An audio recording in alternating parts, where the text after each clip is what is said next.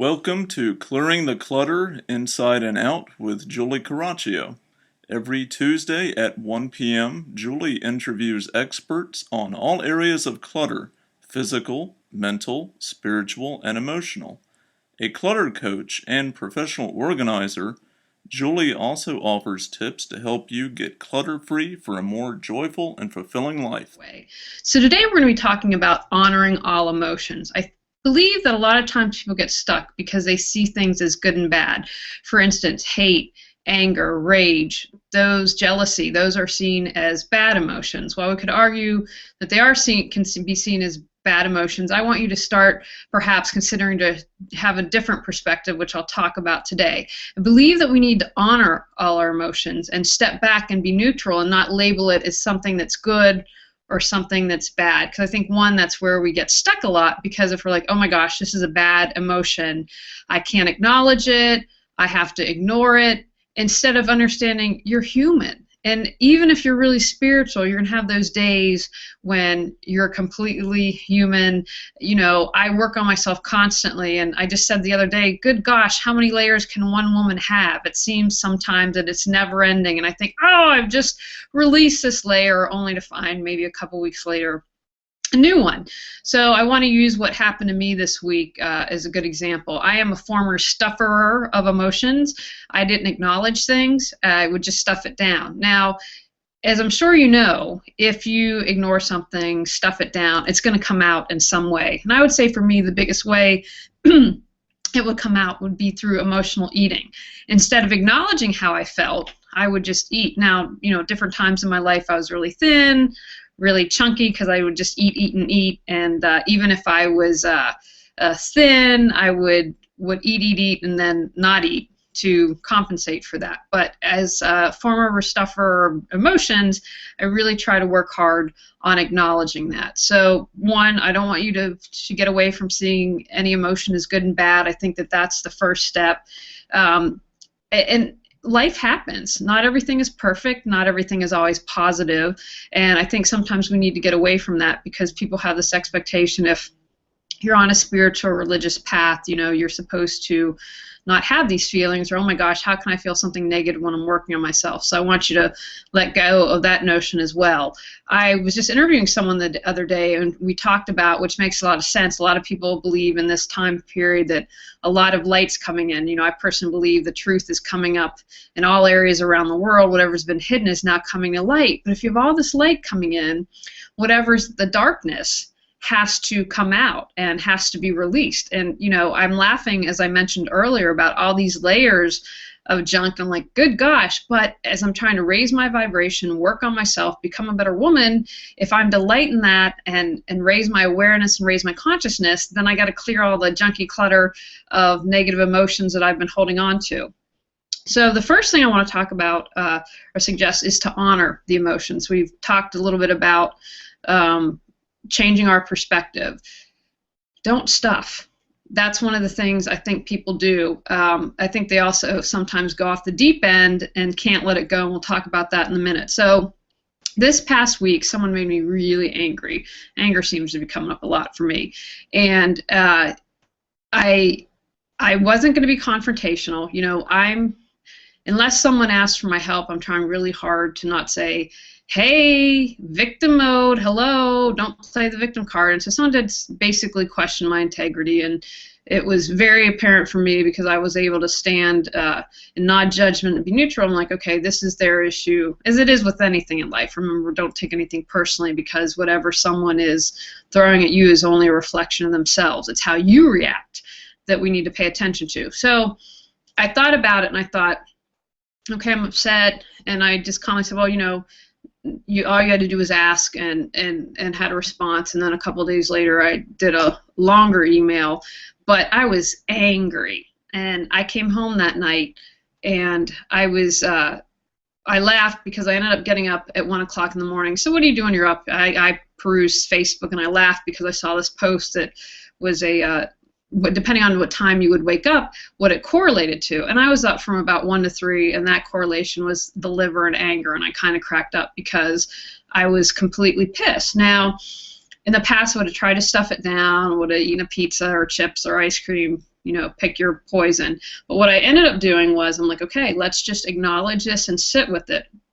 And it literally felt to me, in the South, I was in Savannah once, and it was the most humid and hottest I've ever been, and literally steam would rise off the pavement. And that's how it felt for me. It felt like, so I just hung tight, and I'm like, okay, just be present, just allow it to seep off. So that's literally what I did. Now, since my husband was sleeping next to me, and we have a cat that's super sensitive, I'll tell you a little bit later what I did, because I didn't want my energy to affect them, and I think that that's really important as well. So I literally let it come off like steam and just stuck with it. It was hard because it lasted a couple hours, and to hang tight with that, because it's also exhausting. It's physically exhausting, at least for me, or emotionally. But I stayed with it.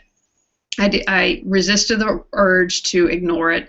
I resisted the urge to go get something to eat, and just stayed with it. So I was able to be present.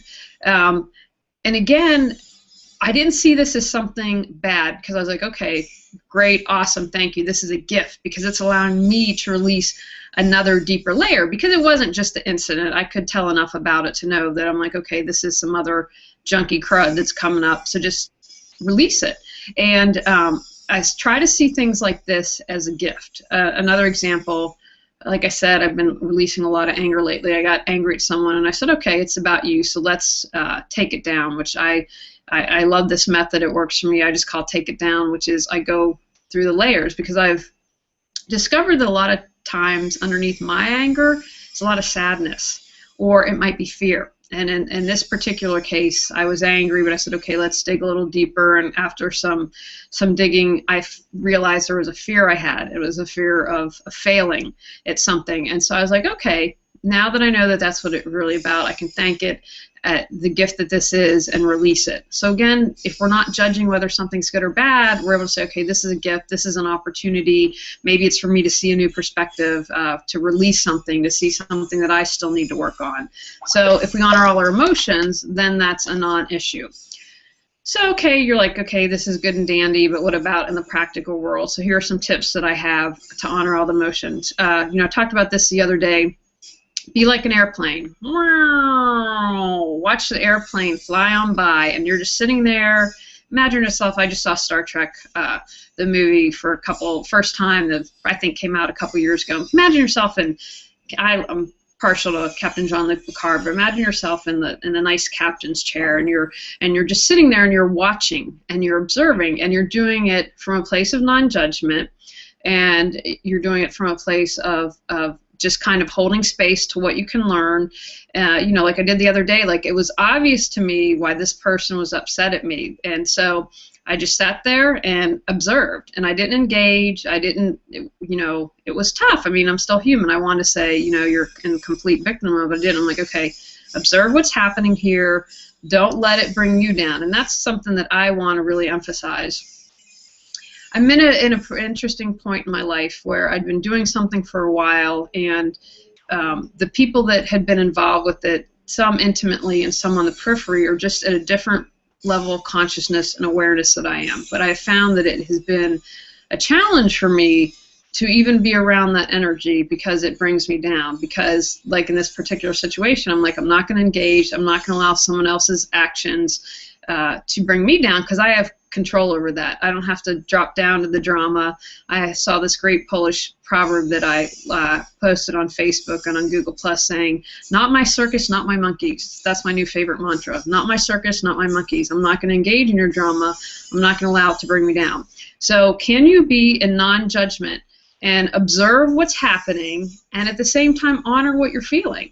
You're neutral. You have no judgment. Okay, I feel anger now. Okay. All right, that's going to be, oh, I might have a little bit of shame popping up. Here's some fear and sadness.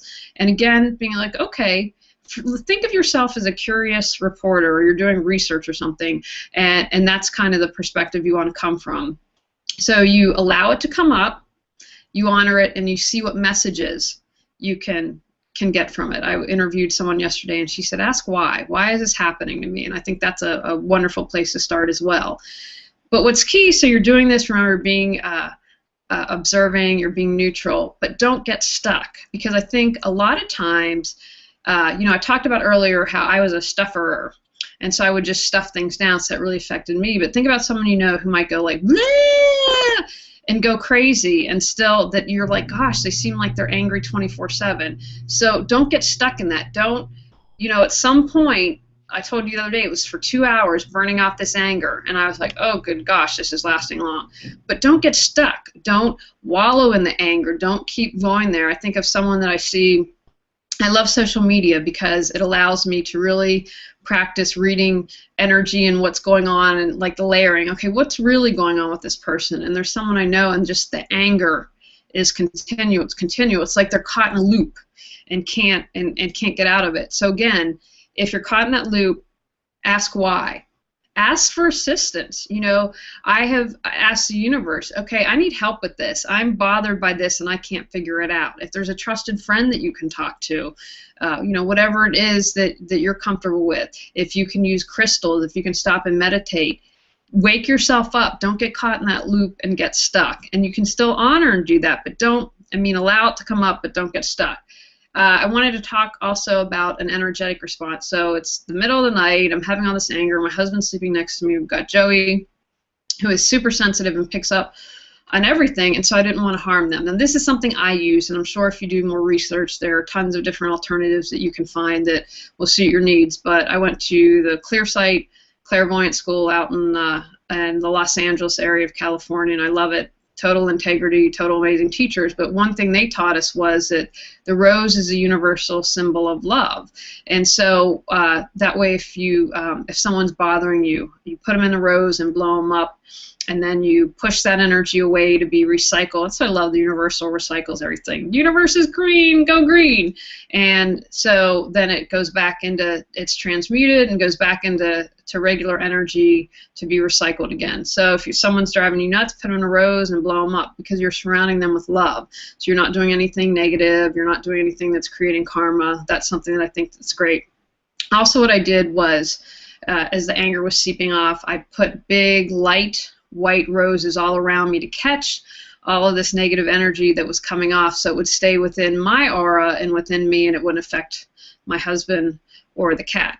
And then the other thing I did, because I thought, wow, you've got a lot coming off here, I had a backup plan. So I literally, just in that moment, have never done this before, but I believe intent is so important. And if you have the intention and this is what you believe it's going to do, then the universe steps up, God steps up, whatever language you prefer, to help with that. Because remember, everything is energy. So I literally visualized at one on the left and right side, both at the feet and my head, these big rainbow vacuum cleaners just sucking up anything that the roses weren't catching and sucking up all that negative energy, so no one in the household would have that, because I think that's really important as well. And so I just did that, and again, same thing, put everything in a rose, put all the roses together in one giant rose, blow them up, and then push them away, and then visualize, okay, that's now transmuted and into good groovy energy again, because I think that's really important. We're all energy.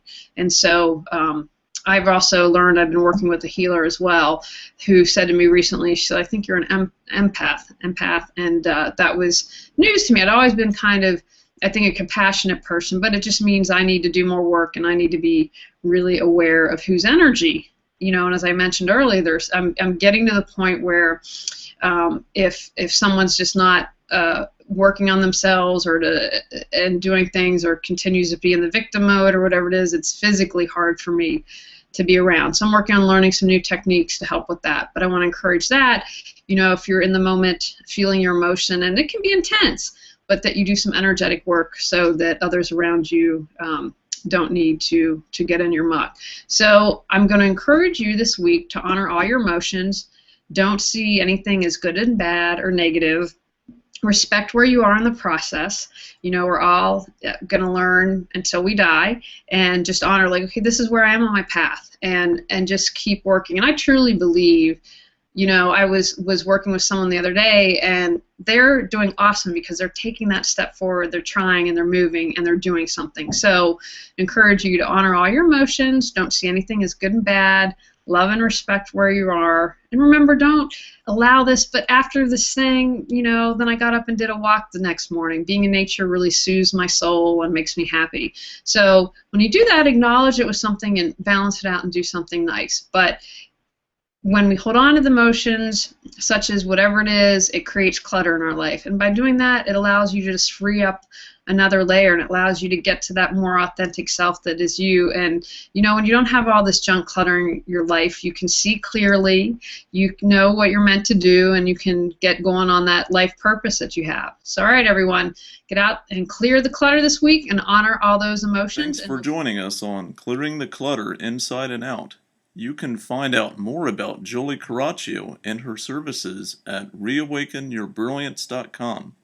We'll see you here next Tuesday at 1 p.m. Remember, the journey of 1,000 miles begins with one step.